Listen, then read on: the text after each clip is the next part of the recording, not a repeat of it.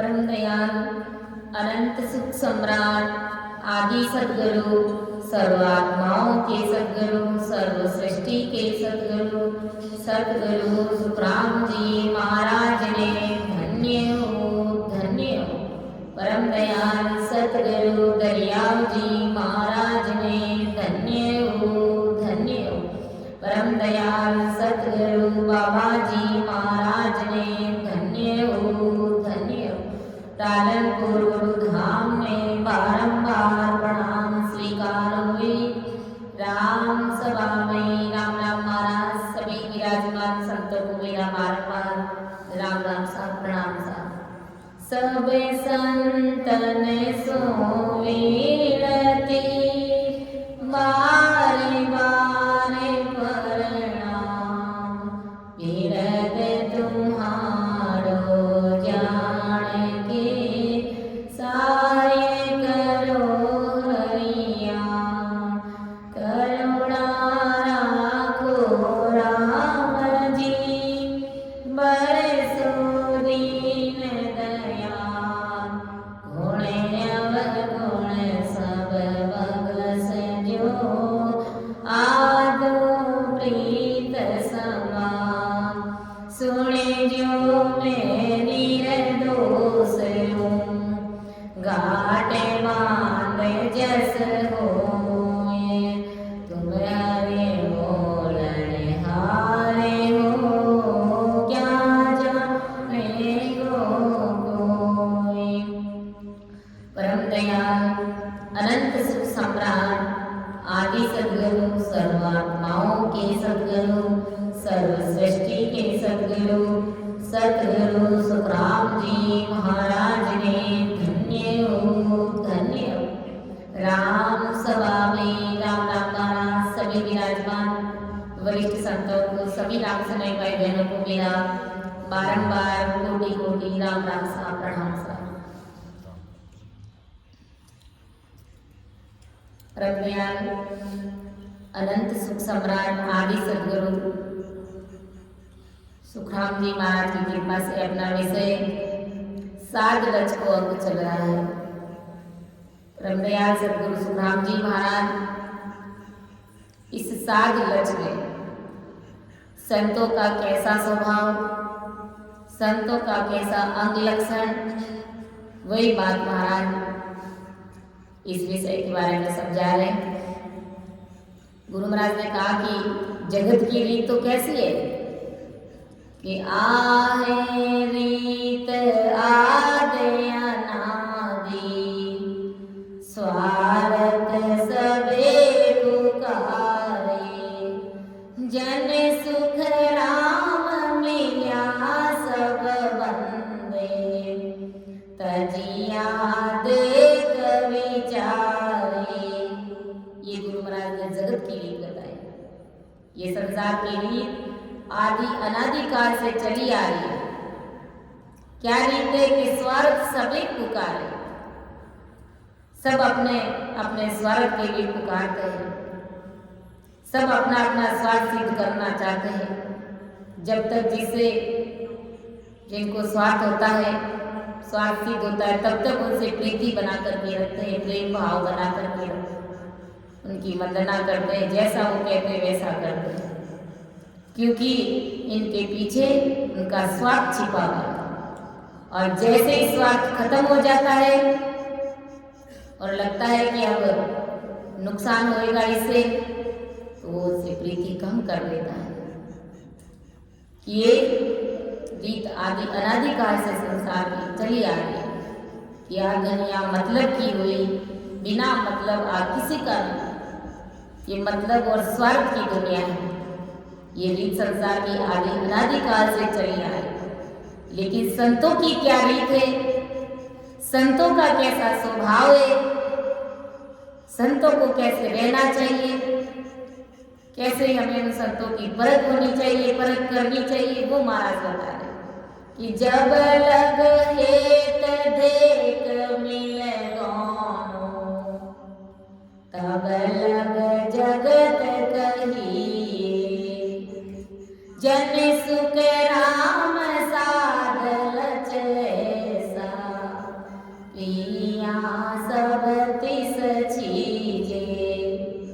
कि जब लग हेत धेत मिल दोनों, तब लग जगत कई। अगर मान लो कोई संत है, उन संतों का स्वभाव है, उनका जिनके प्रति उनका स्वार्थ है तो उनसे प्रीति रखते हैं, और संतों को जिनसे कोई स्वार्थ नहीं है, उनको लगता है कि उन्हें उनसे नुकसान है, तो वो उनसे प्रीति नहीं करते हैं, उनसे प्रेम से नहीं रहते हैं। तो गुरु महाराज समझा रहे कि वो जब लग जगत कई, तब तक वो संत, जगत की दृष्टि में वो संत हो सकता है, लेकिन परमात्मा की दृष्टि में वो संत नहीं है। वो जगत के बराबर ही है, वो आम आदमी की तरह ही है। जन सुख राम साध लच ऐसा, पिया सब तिस सीजे। संतों का कैसा लक्षण होना चाहिए? जैसा लक्षण पानी का है। पानी का स्वभाव, पानी में क्या गुण है, क्या लक्षण है पानी का, कि अगर कोई प्यासा व्यक्ति है और आकर के पानी पी लेता है तो उस प्यासे व्यक्ति की प्यास बुझ जाती है। ये पानी का गुण है, ये उनका अंग लक्षण है।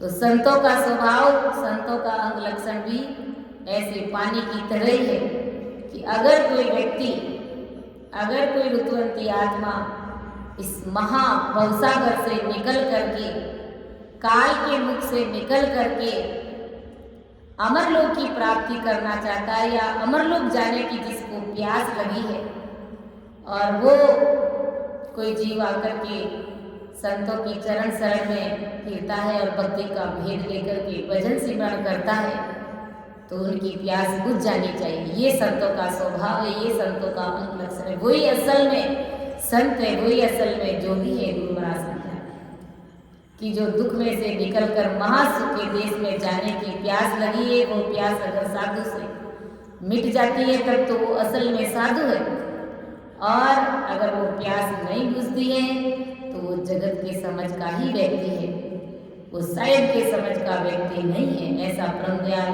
सदगुरु सुखराम जी महाराज समझाए।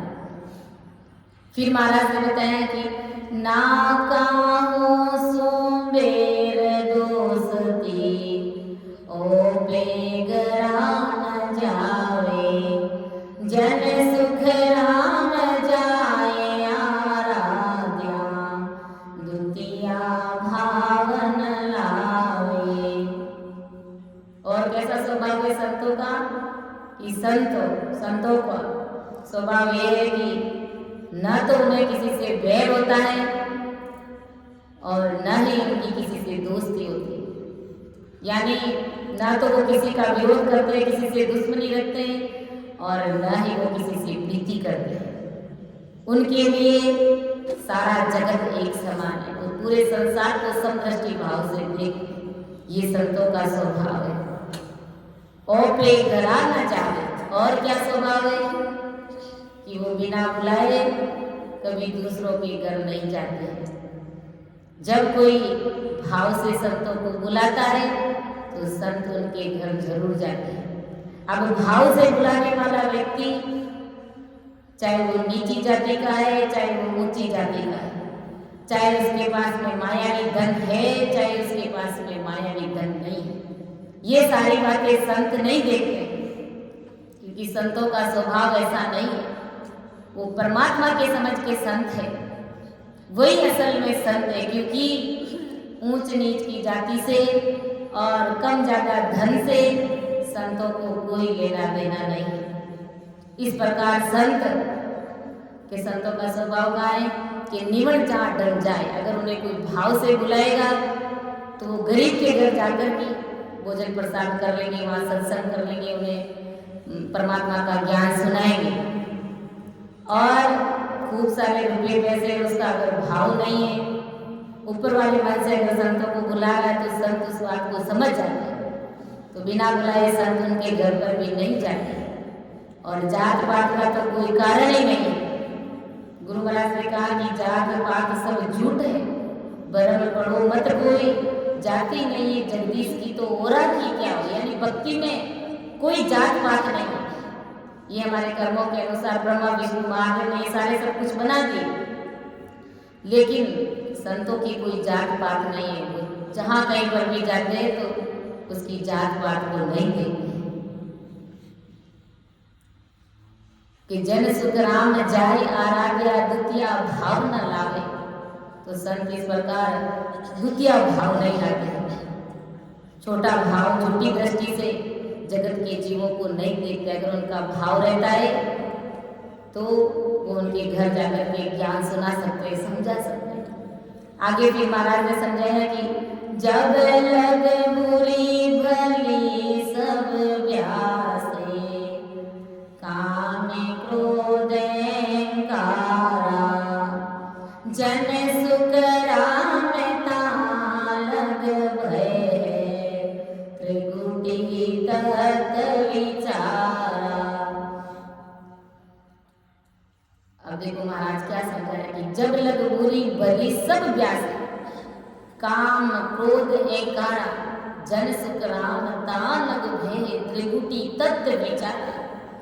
कि जब तक साधु जगत के हंसों को माया कम ज्यादा तोलता है और उस साधु को जगत के मनुष्य माया के अनुसार बुरे भले दो भाव व्यासते हैं, तो उस साधु के तट में काम क्रोध लोभ मोह मत्सर अहंकार वो ओत क्रोध से भरा रहता है।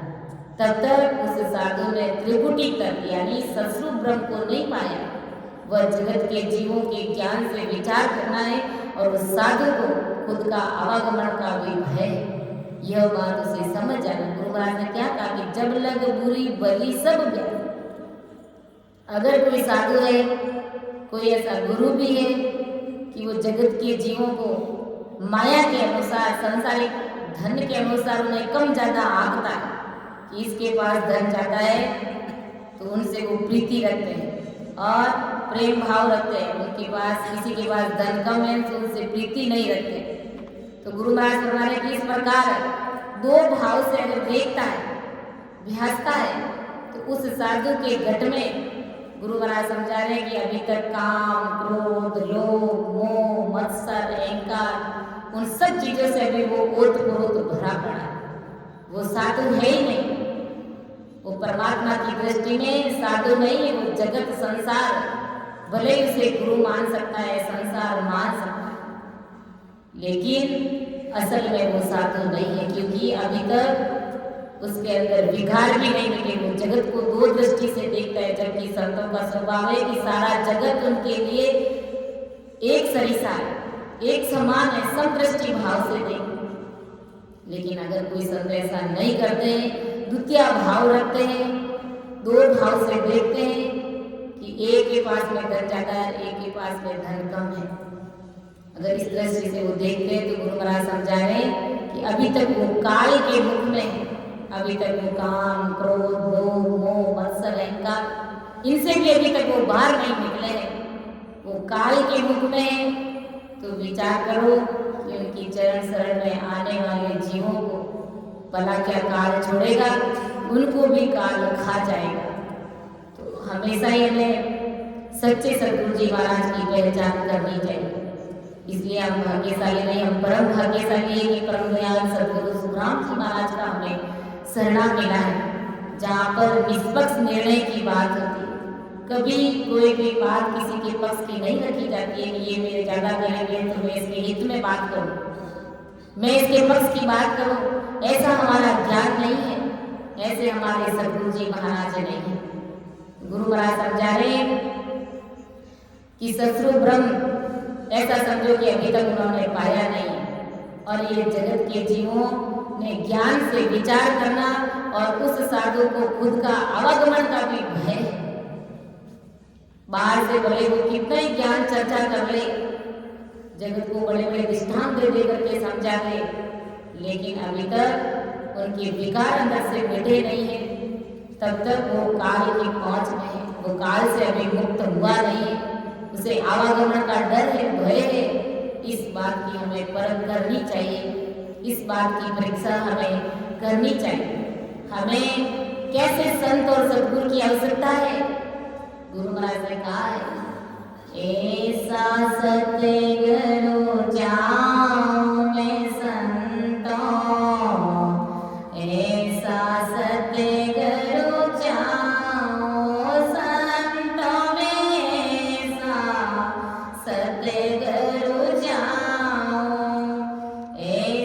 सतगुरु चाहूं मैं संतों, ऐसा सतगुरु चाहूं संतों में, ऐसा सतगुरु चाहूं। आवागमन मिटे दुख वारी, माँ परम पद पाऊं संतों में, माँ परम पद पाऊं संतों में, ऐसा सतगुरु चाहूं, ऐसा सतगुरु चाहूं मैं संतों, ऐसा सतगुरु चाहूं।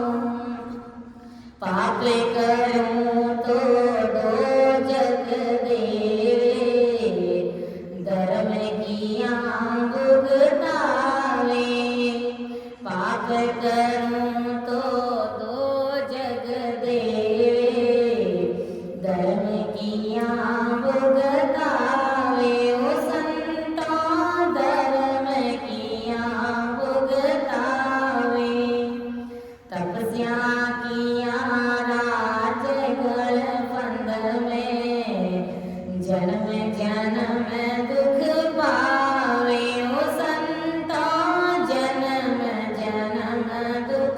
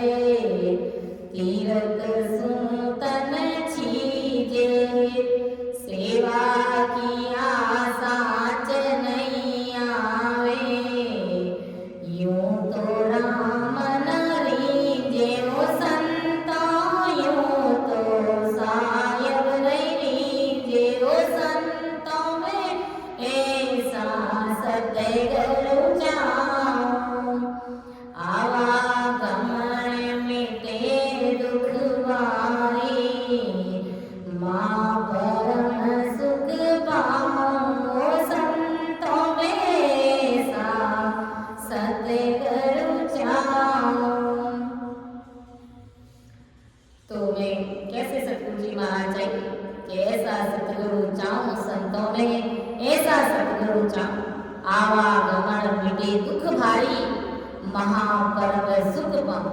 ऐसे सतगुरु जी महाराज चाहिए कि जिनके अणवे ज्ञान सुनने से, जिनके मुखारवन से भय रहित वाणी सुनने से जीव आवागमन से मुक्त हो जाता है, उनका भारी दुख दूर हो जाता है, दुख मिट जाता है।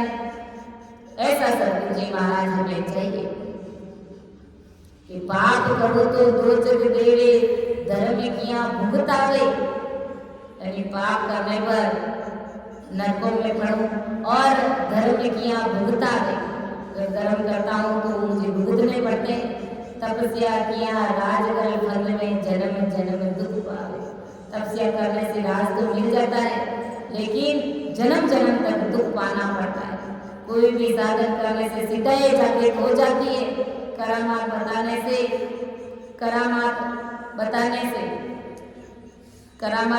से लग जाते, किसी का बुरा हो जाता है तो किसी का उसमें भला हो जाता है। इस तरह बुरा होना और भला होना ये सब नरकों में पड़ने के समान है।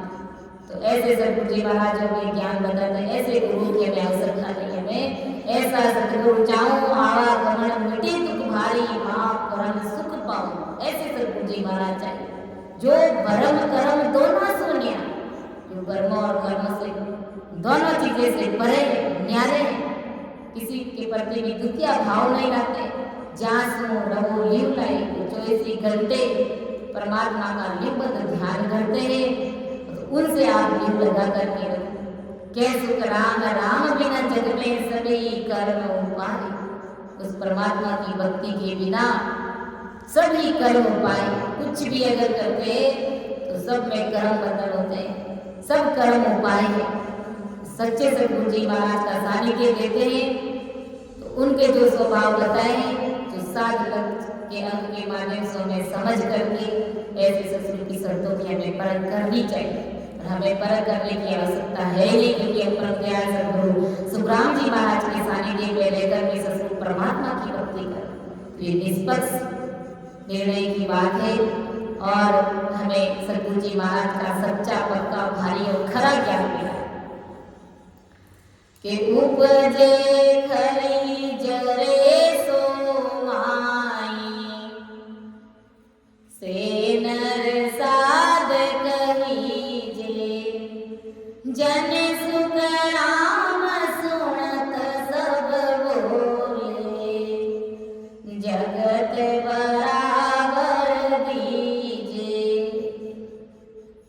कैसे संतों की बात है कि उपजे खरे जरे सो माई, से नर साध कही।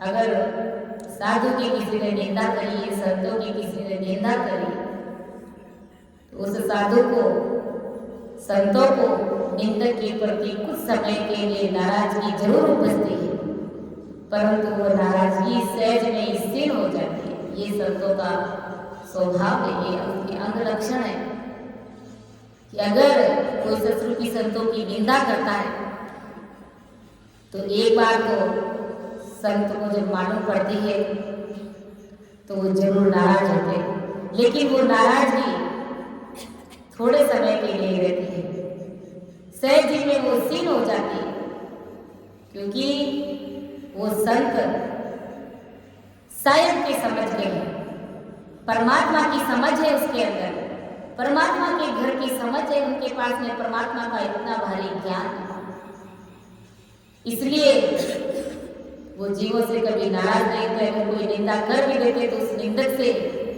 कभी वो नाराज नहीं होते, उल्टा उनका लाड रखते। जैसे रघुदास जी महाराज ने एक साथ फरमाया कि निंदा मेरी नगर में करो सकल नर नार, मेरा कुछ बिगड़े नहीं उसका उसे कुम्हार, उसका उसे कुम्हार, मेरा मन उजड़ होई बिन पानी मल में पगल कर धोवे सोई, केरा गो सत बात भजन में 20 दिन बंदिया, अरे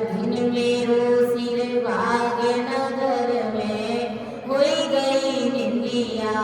तो संत तो राजी होते हैं, जब उनकी निंदा होती है तो बड़े राजी होते हैं। निंदा मेरी नगर में करो सकल नर नार, सब नगर के लोग मेरी निंदा खूब करो, क्योंकि मेरा कुछ बिगड़े नहीं, उसका उसको भार। संत कहते मेरा कुछ भी नहीं बिगड़े, उसका उसी को भार है, उसका उसको भार, मेरा मन उजड़ होए। अगर हम किसी की निंदा करते हैं तो उसका मन उजड़ होता है, साफ हो जाता है, क्योंकि वो हमसे, हमारे मुख से निंदा सुन करके वो अपने अंदर सुधार कर लेता है।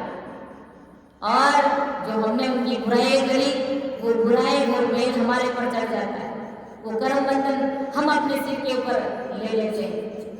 संत कहते हैं बिन साबुन मल मैल पगल कर धोवे सुनी, कह रागो सत बात भजन में निस दिन बंदिया। मैं तो निस और दिन यानी रात और दिन परमात्मा की भक्ति में लगा हुआ रहता हूँ, रचमच होकर के रहता हूँ। जगत अगर मेरी निंदा करता है तो बिन पानी मन मैल पगल कर धोवे सोई, बिना साबुन बिना पानी सब मेरा मैल उतार साफ कर। दिन मेरो सिर भाग नगर में हो ही गई, मेरा भाग धन्य है कि नगर बस्ती कॉलोनी में मेरी निंदा होती।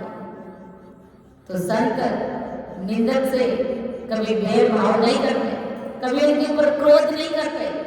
एक बार तो थोड़ा सा मन में आ जाता है, लेकिन वो साइड कैसे समझ रखते हैं और भारी बुद्धि और भारी समझ के अनुसार उस निंदक का भी लाड करते हैं।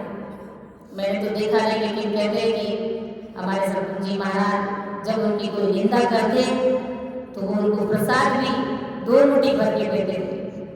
तो वास्तव में, और कबीर साहब ने तो एक पद फरमाया कि निंदक थूमती मर जे रे, मारी निंदा करे लो कौन। निंदक थूमती मर जे रे, मारी निंदा करे लो कौन। निंदक नेड़ो राख जोरे, निंदक नेड़ो राख जोरे, आंगना में कुटिया बनाए। निंदक घूमती मर जे रे, मारी निंदा करे लो कौन।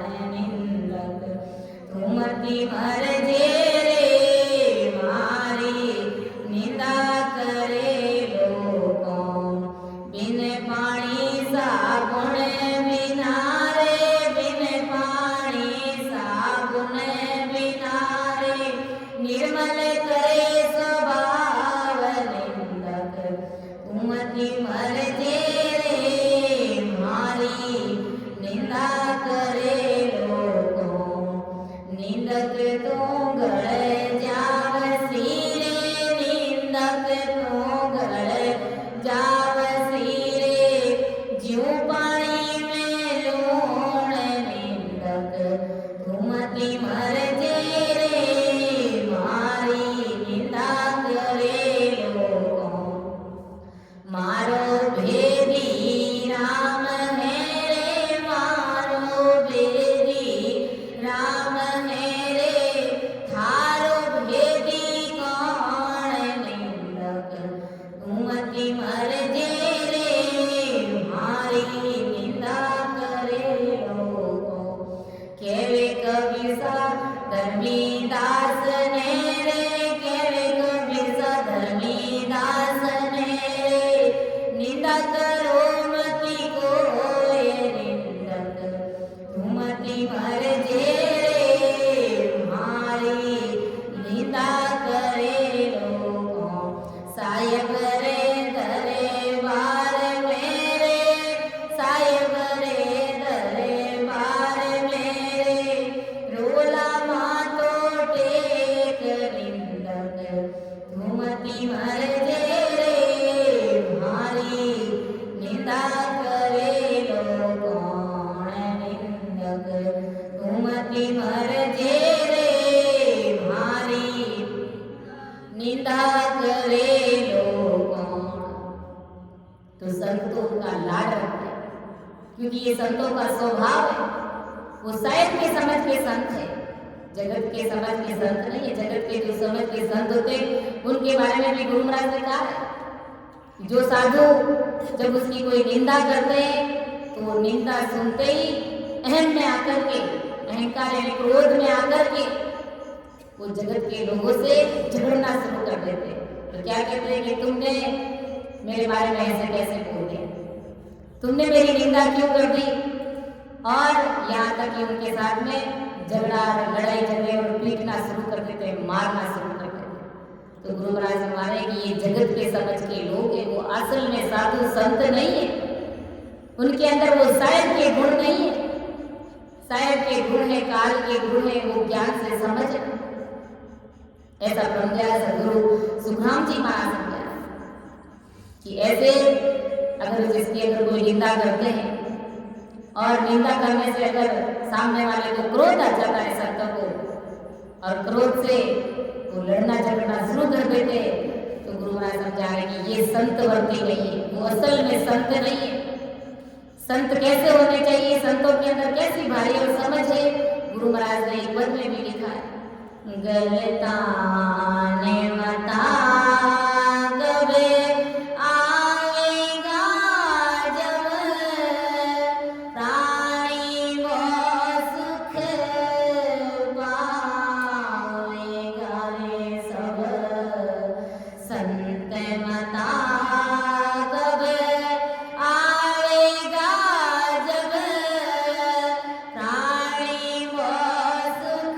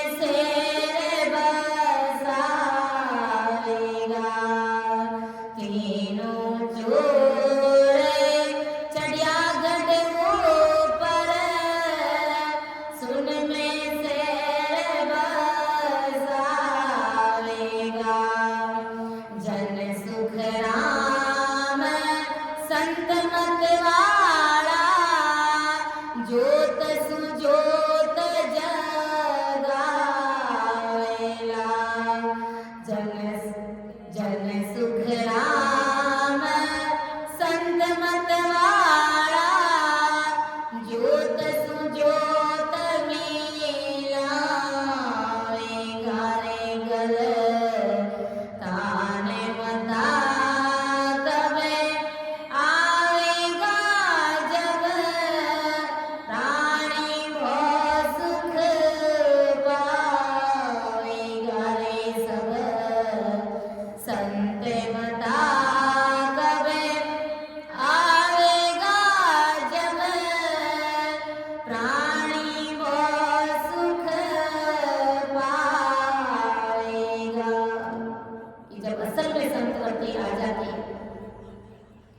परमात्मा के घर की जब समझ बन जाती है तो वो संत बहुत सुख पाते, वो प्राणी बहुत सुख पाता है। जब संत बता कब आवेगा, जब प्राणी बहुत सुख पावेगा। टूटा लावा सुख दुख महिमा निंदा सु मुरझावेगा। जो असल में संत होते हैं, सुख और दुख, लाभ और हानि, स्तुति और निंदा से उनको कोई फर्क नहीं पड़ता। संसार का चाहे कैसा ही सुख दुख आकर के गिरे, संतों को कोई परवाह नहीं रहती। सुख और दुख में वो संत एक समान रहते। मान लो कि काम काज में, व्यापार में लाभ हो गया तो भी उनको इतनी खुशी नहीं होती, और हानि हो गई तो भी वो दुख नहीं करते। जगत संसार परमात्मा की भक्ति करते हुए अगर संतों की निंदा करता है तो संतों को कोई फर्क नहीं पड़ना चाहिए, कोई फर्क नहीं पड़ता। और परमात्मा की भक्ति करते हुए अगर उनकी कोई स्तुति करता है, उनकी वंदना करता है तो भी संतों को कोई फर्क नहीं पड़ता, क्योंकि निंदा और स्तुति उनके लिए एक समान है, क्योंकि वही असल में संत है। और लेकिन अगर कोई संत होकर के संतवृत्ति धारण नहीं करते हैं और मान लो अगर उनकी निंदा करते हैं तो उस निंदा से अगर संत दुखी होते हैं तो समझ लीजिए वो असल में संत नहीं है। अभी उसके अंदर संसार वृत्ति है, परमात्मा के घर की वृत्ति उसके अंदर नहीं है। तो उसको वहां से हटा करके परमात्मा के ध्यान का भजन करना चाहिए। वो संत वृत्ति उनके अंदर आ जानी चाहिए, वो संत वृत्ति उनको लानी चाहिए। सबको आत्म स्वरूप समझना चाहिए और मन के अंदर से ममता को हटाकर उस परमात्मा के ध्यान में लय लगा देना चाहिए, ध्यान लगा देना चाहिए। और ध्यान करते हुए सहज वृत्ति में उसको शरीर से कार्य करना चाहिए। शरीर से कार्य करते हैं, किसी भी प्रकार का वो भ्रम नहीं रखते, यानी सारे भ्रमों की भस्म चढ़ा देते और चार खान बाण में सबको ब्रह्म स्वरूप देते, यानी सबके अंदर वो परमात्मा है, सबको समदृष्टि से देखते हैं। ऐसा संतों का स्वभाव होता है। वही आत्मा संत मत वाली। गुरु महाराज ने कहा ना कि तीनों जोरे चढ़िया गढ़ी ऊपर सुन में शेर बसावे गो जन सुख राम संत मत वाला जोत सुजोत मिलावे रे सब संत बता जब आवेगा जब प्राणी बहुत सुख पावेगा। वही आत्मा असल में संत मत वाली है। जब उनके अंदर संत वृत्ति आ जाती है और परमात्मा के देश की समझ संतों के अंदर वो आती कब है कि जब वो परमात्मा का सिमरन करते, ध्यान करते। तो ये समझ हमारे अंदर आ जानी चाहिए। ऐसी भारी बुद्धि, ऐसी संतवृत्ति, ऐसा गणतान्मता हमारे अंदर जब आ जाएगा तो सुखों का कोई वार पालेगा। कोई संसार चाहे निंदा करे, चाहे स्तुति करे, संतों को कोई फर्क नहीं पड़ता है। चाहे संसार में कोई लाभ हो चाहे हानि हो, कोई फर्क नहीं पड़ता।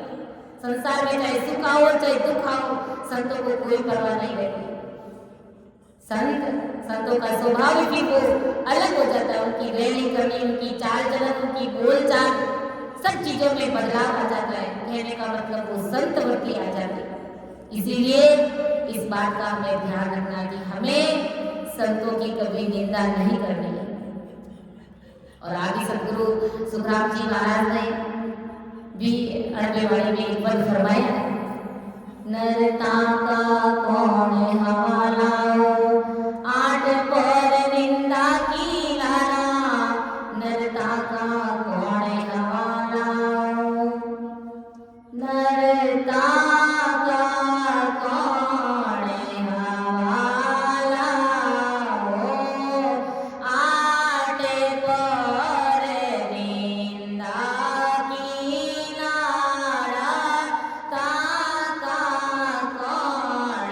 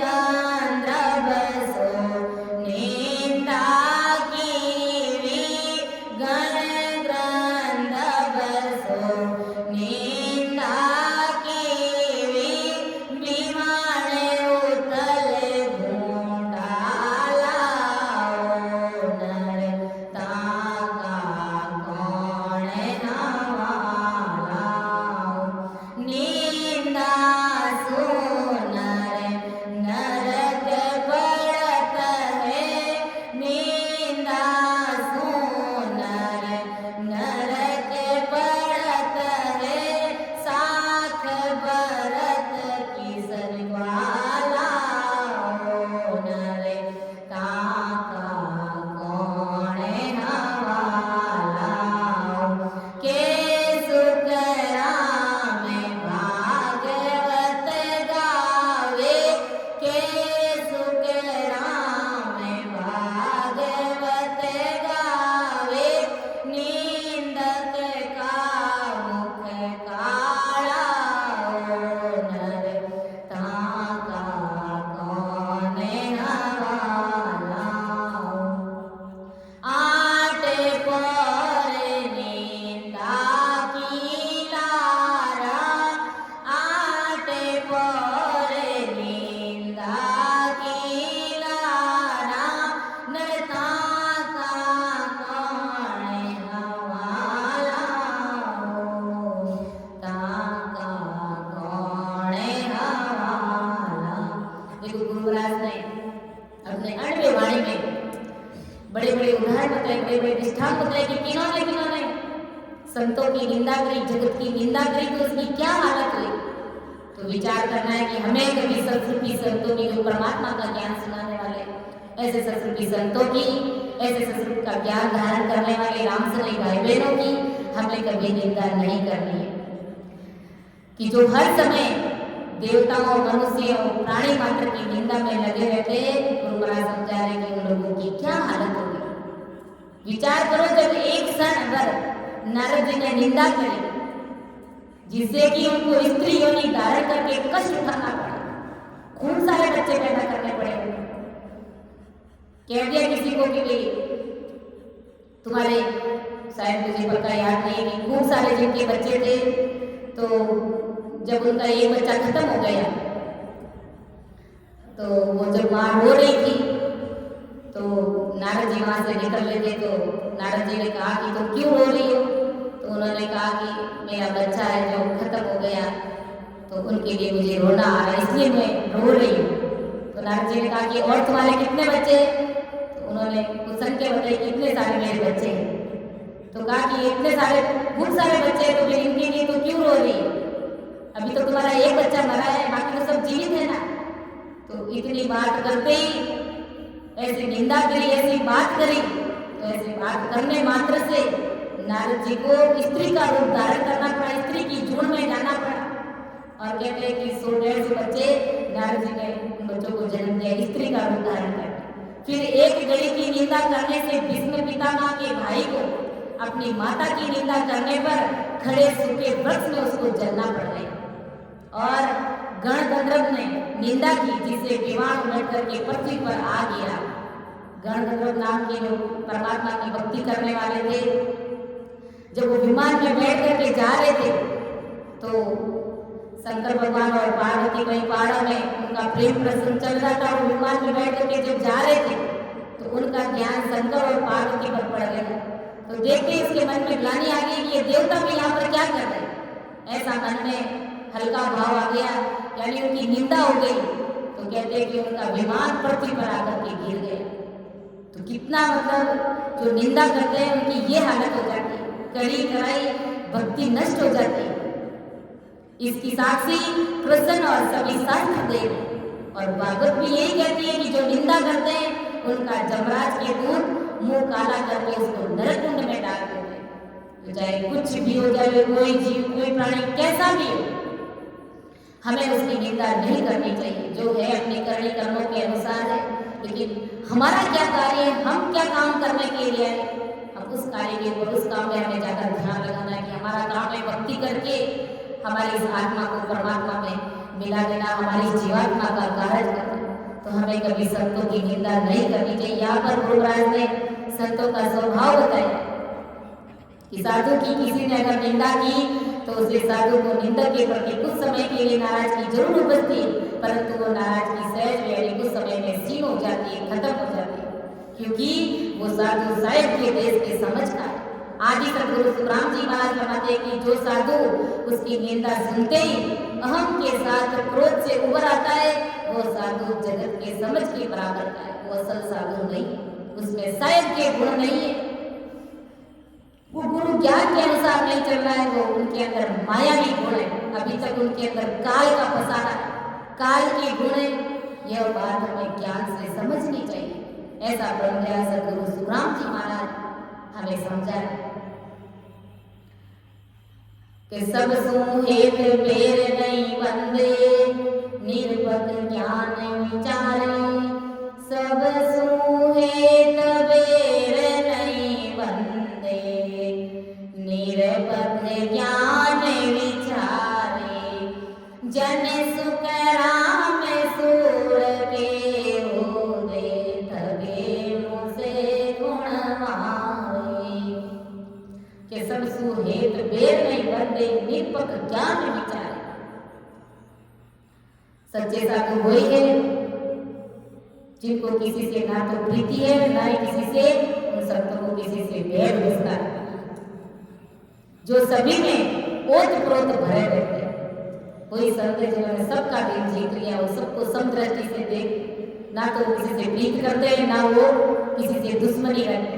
ऐसे निरपक्ष स्वभाव, ऐसे निरपक्ष स्वरूप ब्रह्म के ज्ञान में खुद लीव लगा करके रखते, 24 घंटे खुद सस्वरूप परमात्मा का ज्ञान करते हैं, सस्वरूप परमात्मा की भक्ति करते हैं और लीवबद्ध परमात्मा का सिमरन करते हैं, और जगत को भी लीव लगा करके यानी उस भक्ति में डुबो करके रखते, लगा करके रखते। तो वो असल के साधु है, वो असल के संत है। जन सुख राम सूर के उदय, ठगे उसे को मार। ऐसे साधु में गुरु महाराज समझाते हैं, ऐसे साधु होते हैं में काम क्रोध अहंकार ये ठग उनके अंदर कभी नहीं बढ़ते, ऐसा स्वभाव उनका कभी नहीं होता। इन साधु की स्थिति कैसी होती है? सूरज उगने के बाद में कोई ठगा के गर्दन मरोड़ के मार नहीं सकते, इस प्रकार सत्य वैराग्य से बना हुआ उनका स्वभाव रहता है। कहते हैं कि जब सूरज उग जाता है तो दिन में कोई आकर के कोई मार सकता है क्या? कोई चोरी कर सकता है? कोई गर्दन मरोड़ सकता है क्या? नहीं मरोड़ सकता, क्योंकि सूर्य उग गया है, चोर आता है तो रात को आता है, दिन में कोई गर्दन नहीं मारता है। लेकिन कलयुग का प्रभाव ऐसा है कि अब ऐसा हो रहा है। लेकिन गुरु महाराज समझा रहे कि सूरज उगने के बाद में कोई ठग गर्दन मरोड़ करके किसी को मार नहीं सकता। इसी प्रकार किसी भी प्रकार का संतों के अंदर विकार नहीं रहता। सत्य ज्ञान रूपी सूर्य उनके अंदर उग जाता है तो सारे विकार, सारी अज्ञानताओं का खात्मा हो जाता है, यानी अज्ञानता रूपी अंधकार संतों के अंदर मिट जाता है। यानी काम क्रोध लोभ मोह अहंकार ये सारी चीजें संतों के अंदर नहीं रहती है। सारे अंधकार का, इन सारे विकारों का, सारी अज्ञानताओं का खात्मा हो जाता है, क्योंकि सस्वरूप परमात्मा का ज्ञान रूपी उदय संतों के अंदर हो जाता है।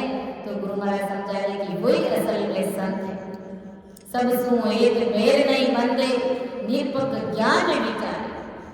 सभी के साथ में ना तो वो किसी से बैर करते और ना ही किसी से प्रीत करते, सभी के साथ में निष्पक्ष निर्णय की बात करते, निष्पक्ष परमात्मा का ज्ञान सुनाते और वो ज्ञान सभी को देते। ऐसे नहीं कि ये मेरे पक्ष का आदमी है, मुझे इनसे प्रीति है या इनसे स्वार्थ है तो मैं इन्हीं को ज्ञान दूं, इन्हीं के पक्ष की बात करूं। ऐसा स्वभाव संतों का नहीं है।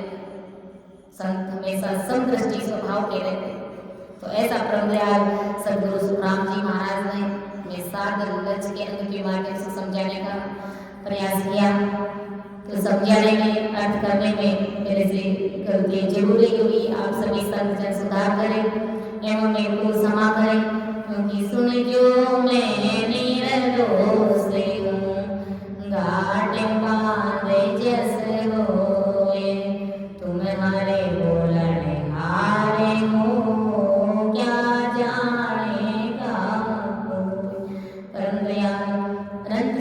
सम्राट आदि सद्गुरु, सर्वात्माओं के सद्गुरु, सर्व सृष्टि के सद्गुरु, सतगुरु सुखराम जी महाराज ने धन्य हो धन्य। राम